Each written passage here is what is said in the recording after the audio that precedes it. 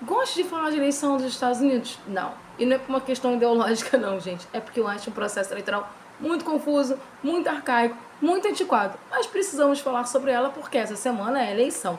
Hoje é dia 4 de novembro e a eleição acaba oficialmente amanhã, no dia 5 de novembro, porque ela já começou porque tem voto pelo correio. Voto pelo correio. Eu acho isso assustador no século XXI, mas eu não vou falar sobre isso agora. A questão é, o processo eleitoral americano é muito diferente do nosso processo eleitoral. Nosso processo eleitoral é uma democracia direta, ou seja, eu vou lá, voto num candidato e meu voto vai diretamente para o candidato. Nos Estados Unidos, não.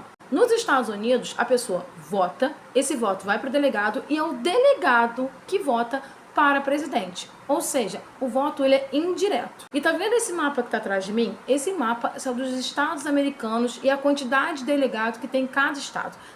Tem estado que tem muito delegado, tem estado que tem pouquíssimo delegado. Isso vai de acordo com a quantidade de gente que tem lá, parlamentares e uma série de coisas. Normalmente nos Estados Unidos, a maioria dos estados tem uma certa fidelidade partidária, ou seja, eles votam sempre no mesmo candidato.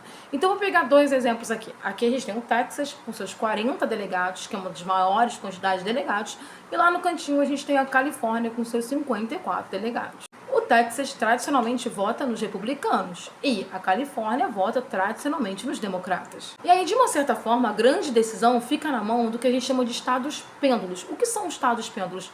Pêndulo. Ficou ruim isso aqui, né? É quando o negócio fica balançando.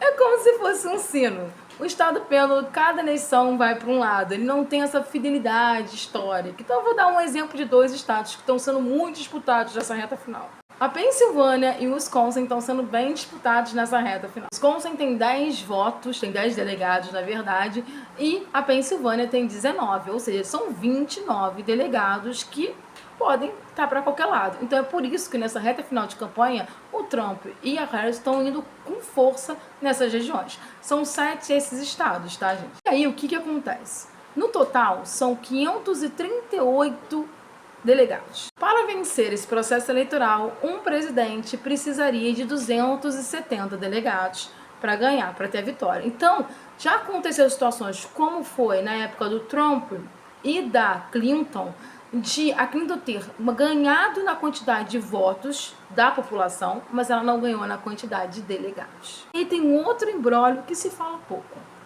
Quando a gente conta essa história, parece que existe uma obrigatoriedade legal para que, a partir do momento que a população votou num determinado candidato, esse candidato ganhou naquele estado, os votos dos delegados são obrigados a votar no colégio de delegados lá, naquele candidato que venceu. Não. Isso, na verdade, é uma tradição, mas a Constituição americana não diz que tem que votar. E aí você lembra que quando Trump saiu, quando Trump perdeu a eleição, rolou uma invasão do Capitólio? Se tu não lembra, uma imagem vale mais do que 1000 palavras. Lembra dessa situação vexatória, né? Que a galera invadiu. Inclusive tem um documentário muito bom na HBO chamado 4 Horas no Capitólio, para quem quiser assistir, que mostra esse processo de invasão. Qual era o intuito dessa invasão aqui? O intuito dessa invasão era impedir que esses votos desses delegados fossem computados ou fossem reconhecidos pelo vice-presidente, que também era presidente da Câmara, porque nos Estados Unidos não tem TSE, não tem nenhum sistema de avaliação. Ou seja, é tudo tipo na camaradagem. Sistema falho pra caramba. Ou seja, olha o imbróglio. Os delegados votam se eles quiserem, que eles podem chegar lá e trocar o voto. Ah, isso nunca aconteceu. Aconteceu. Não foi nada que impactasse, não. A questão é que é tudo muito do jeitinho, sabe? Então, assim, e é muito estranho. Porque no final das contas, não ganha quem teve a maior quantidade de votos populares, e sim quem tem os tais delegados. Então, o que a gente vai ver nas próximas horas, principalmente a partir de quarta-feira, vai ser uma grande discussão e uma observação para ver que estado cada candidato ganhou. Então, você não fica olhando, como a gente fica olhando aqui no Brasil, porque assim, não, virou, o Sudeste vota mais de um lado, o Nordeste vota do outro, mas isso não é fixo. Lá não, o que vai ficar se olhando é os estados pêndulos, se eles vão votar ou não. Acontece em raríssimas vezes, estados com tradição de votar sempre um lado acabar votando no outro, mas é muito raro. No geral, são os pêndulos. Espero que tenha dado para entender este grande imbróglio que é o processo eleitoral americano.